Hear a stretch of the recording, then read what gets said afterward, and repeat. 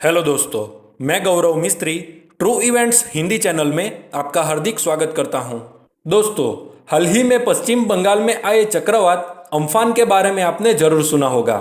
120 kilometre प्रति घंटे से भी ज़्यादा की रफ्तार से आए उस चक्रवात में 72 से भी ज़्यादा लोगों की जानें गई और कई लोग घायल भी हुए। सरकारी आंकड़ों के मुताबिक पश्चिम बंगाल में 1 लाख करोड़ तक का नुकसान भी हुआ। परंतु आज मैं बात करूंगा इससे भी भयंकर चक्रवात की एक घटना के बारे में। परंतु दोस्तों, इस वीडियो में आगे बढ़ने से पहले आप हमारे चैनल को सब्सक्राइब करके हमारा मनोबल बढ़ा सकते हैं। दोस्तों, 9 जून 1998 का वो काला दिन जिसे गुजरात और इसमें खास तौर पर कंडला, जूनागढ़ और जामनगर के लोग कभी नहीं भूलना चाहेंगे। वो दिन गुजरात के कंडला शहर और उसके आसपास के लोगों के लिए एक आम दिनों की तरह ही शुरू हुआ, लेकिन उन लोगों को क्या पता था कि आज उनमें से कई लोग उनकी जिंदगी की आखिरी सुबह देख रहे थे। सुबह होने के कुछ ही घंटों में अंधेरा छा गया और तेज हवाएं चलने लगी।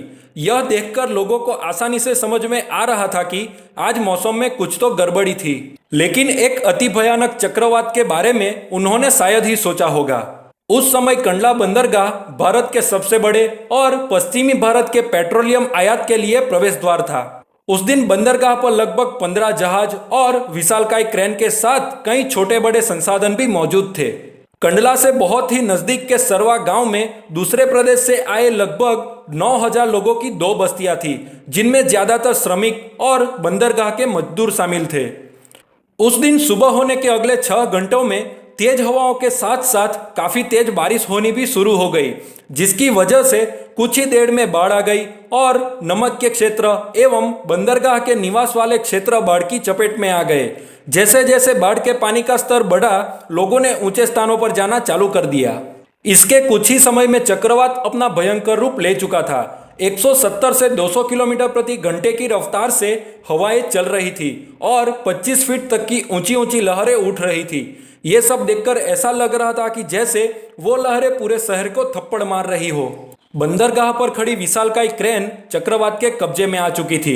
उस चक्रवात ने कागज की नाव की तरह 2 जहाजों को भी कहीं फेंक दिया था और बंदरगाह पर खड़े सभी 15 जहाजों को भी डुबो दिया था। इसके सिवा कई मकान और पेड़ों को ध्वस्त कर दिया था। दोस्तों, यह चक्रवात इतना भयंकर था कि इसकी असर जामनगर और जूनागढ़ जैसे शहरों के तटीय क्षेत्रों में भी देखने को मिली थी। वहां पे इसके कारण कम से कम 200 लोगों की जानें गई थी।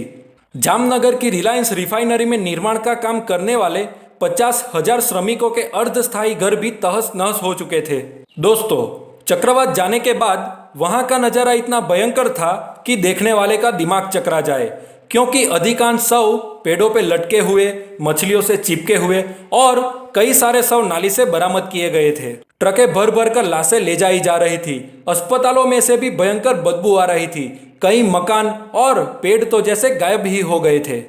ऐसी विपरीत परिस्थिति में हर बार की तरह राष्ट्रीय स्वयंसेवक संघ ने और उनके सिवा विश्व हिंदू परिषद और BAPS स्वामीनारायण संस्था समेत कई और भी छोटी बड़ी संस्थाओं ने सरकार और लोगों की काफी मदद की। दोस्तों, इस भयंकर चक्रवात के कारण 10,000 से भी ज्यादा लोगों की जानें गई थी और 25 अरब रुपयों से भी अधिक संपत्ति का नुकसान हुआ था। कई लोग जीवित या मृत ना मिलने पर उन्हें मरा हुआ मान लिया गया था। तो दोस्तों, आशा करता हूं कि आपको यह वीडियो जरूर पसंद आया होगा और पसंद आया हो तो इसे लाइक और शेयर जरूर करें। जय हिंद।